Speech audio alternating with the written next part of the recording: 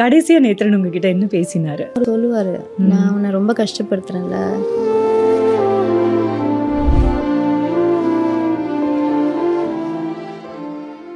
நான் திரும்ப வந்துருவாருன்னு கடைசி வரைக்கும் ஹோப் கொடுத்துட்டு ஒரு வரலன்ற ஒரு விஷயம்.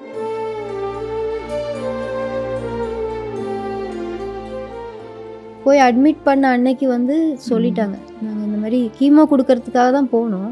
ஒரு 15 days அந்த மாத்திரை, மார்னிங் 3 மாத்திரை, நைட் 2 மாத்திரை, இந்த கீமோ மாத்திரை சாப்பிடணும். அது சாப்பிட்டு முடிச்சோடனே 5 days கழிச்சோடனே ஸ்டார்ட் ஆனோடனே அவருக்கு முடியாமல் ஆகிடும்.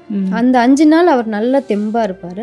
6th டேலேருந்து அவருக்கு மோஷன் ஸ்டார்ட் ஆனோடனே இல்லை ஸ்டார்ட் ஆகிடுச்சு, எனக்கு சாப்பாடு வேணாம். ஆனால் அதே மாதிரி தான் 3rd கீமோ முடிஞ்சோடனே இந்த மாதிரி ஆனோடனே சரிங்க ட்ரிப்ஸ் ஏற்றிட்டு வந்துடலாம். பாப்பாவோட பர்த்டே December 2nd, என்னோட பாப்பா பர்த்டே வருது 2ஆம் தேதி. எல்லாருமே நான் பார்ட்டி நானே சமைக்க போகிறேன் அப்படின்னு சொல்லிட்டு எல்லாருக்குமே மெசேஜ் பண்ணேன். நான் சொன்னேன், நீங்கள் எந்த நிலமையில இருப்பீங்கன்னு தெரியல, நீங்கள் மெசேஜ் அனுப்பிச்சிட்டு நம்ம பண்ண முடியலன்னா எல்லாருக்கும் கஷ்டம், அது உங்களுக்கும் கஷ்டம் அப்படின்னு சொன்னேன். இல்லை நீ அப்படி சொல்லாத, நான் நல்லா வந்துருங்க, சரியாயிடும், எனக்கு ஒன்றும் ஆகாது அப்படின்னு சொன்னேன். சரி ஓகே, அதுதான் எனக்கும் வேணுங்க.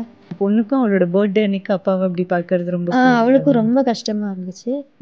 அவர் ஒரு படியா நடந்துதான் வருவாரு. அன்னைக்கு வந்து உட்கார்ந்து இறங்க ஆரம்பிச்சிட்டார். ஓகே, வீட்டுல. ஆமா, நிக்க கூட முடியல அவரால.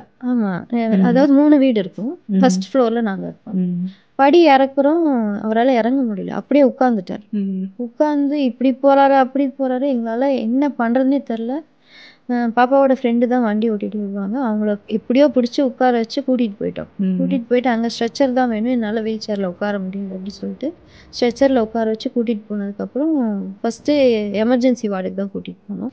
அட்மிட் பண்ணோடனே டாக்டர்ஸ் எல்லாம் வந்து சொன்னாங்க, தைரியமாக இருந்துக்கோங்க, என்ன வேணால் எப்போ வேணால் நடக்கலாம் அப்படின்னு சொன்னாங்க. என்ன சொல்கிறீங்க அப்படின்னு. எப்போவுமே வர்றது தானே, அவர் நல்லா தானே இருக்கார். இல்லை ரொம்ப கம்மியாயிடுச்சு, பல்ஸ் எல்லாம் ரொம்ப கம்மியாக இருக்குது, ஃபுல்லாக ஸ்ப்ரெட் ஆகிடுச்சு. போனோடனே சைன் பண்ணணும் அப்படின்னு.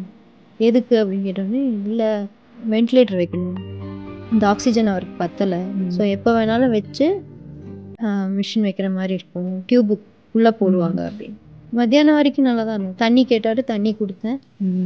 அதுக்கப்புறம் ஜூஸ் வாங்கி, நீ என்ன கொண்டு வந்திருக்க அப்படின்னு கேட்டேன். நான் ஜூஸ் எடுத்துகிட்டு வந்திருக்கேன், ராகி கஞ்சி எடுத்துகிட்டு வந்திருக்கேன். சரி அதை எடுத்துகிட்டு வாங்க. அப்புறம் மாதுளம்பழம் ஜூஸ் கொஞ்சம் ஒரு 1/4 டம்ளர் குடித்தார். அப்போ கொஞ்ச நேரம் கழிச்சோடனே கண்ணு ஒரு மாதிரி ஆயிடுச்சு, ஃபுல் பிளாக் ஆகிடுச்சு ஒரு பக்கம் கண் மட்டும். அப்புறம் சிஸ்டரை கூப்பிட்டு, கண்ணு கருப்பாக இருக்கே என்ன அப்படின்னு. இல்லை சுகர் டவுனாக இருக்குது, இன்ஜெக்ஷன் போட்டிருக்கோம், அதனால தான் அப்படி இருக்குது அப்படின்னு. சரின்னு சொல்லி வெளியில் வெயிட் பண்ணோம். 3:30க்கு திரும்ப டாக்டர்ஸ் எல்லாம் வந்தாங்க, ஆக்சிஜன் லெவல் கம்மியாக இருக்குது, வென்டிலேட்டர் வச்சு ஆகணும். வென்டிலேட்டர் வச்சு ஒரு 3 hours தான் இருந்தது. அதுக்கப்புறம் போய் பார்க்குறோம், கண்ணு மட்டும் திறந்துருக்கு, பிளாஸ்டர் ஓட்டிட்டு இருந்துட்டும். சரி மம்மி சாப்பிடுங்க, அப்போ சொல்லலை, ஆனால் வயிறு மட்டும் பிளிங்க் ஆகிட்டே இருந்துச்சு. போயிட்டு சாப்பிடுங்க மம்மி அப்படின்னு சொல்லிட்டு என்னை சாப்பிட வச்சாங்க. சாப்பிடும்போது ஃபோன் வந்தது, சாப்பிட்டது பாதி சாப்பிடாத போட்டுட்டு உள்ளே போனால் இஸ் நோ மோர். அதான் உள்ளே போய் பார்க்குறேன், எதுவுமே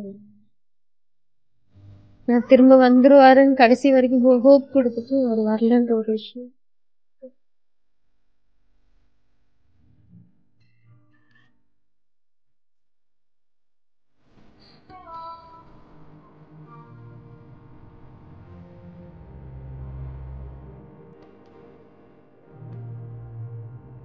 நீங்க சொல்லும் போது எனக்கு ஆக்சுவலா உங்களை பார்க்கவே ரொம்ப பிரமிப்பா இருக்கு. ஒரு பொண்ணா இதெல்லாம் கிடைக்கிறது வந்து எவ்வளோ கடினமான ஒரு ஃபேஸ். அவ்வளோ காதல், இல்லை 17 வயசுலயே அவ்வளோ காதலை கொட்டி கொடுத்து கல்யாணம் பண்ணி அவ்வளோ அழகு கடைசியில பார்க்கவே முடியல. வந்தவங்க எல்லாரும் ஒரு ஸ்டெப் பின்னாடி தான் போனாங்க, ஏன்னா இது நேத்திரனே இல்லை அப்படின்ற ரேஞ்சுக்கு தான் இருந்தது. ஏன்னா அவராகவே இல்லை, அந்த நோயெல்லாம் யாருக்கும் வரக்கூடாது. ஆனால் அதுதான் சொல்றேன், யாராக இருந்தாலும் முன்னாடியே பார்த்துருங்க, ரியலி ஒன்ஸ் ஹெல்த் செக்அப் பண்ணிடுங்க தயவுசெய்து விஷயம் நான் எல்லாருக்கும் சொல்லுவேன். கேன்சரால அஃபெக்ட் ஆன குடும்பங்கள்ல சொந்தக்காரங்களே பார்க்க வேணாம்னு சொல்லுவாங்க. ஆனா அதை புரிஞ்சுக்கணும் சொந்தக்காரங்க, ஃப்ரெண்ட்ஸ்லாம். அப்படி புரியாம கோவிச்சுக்கிறவங்க, சண்டை போடுறவங்க, கேள்வி கேட்கறவங்க எல்லாம் இருப்பாங்கல்ல. ஆனா அதெல்லாம் நடந்துச்சு ஆக்சுவலா.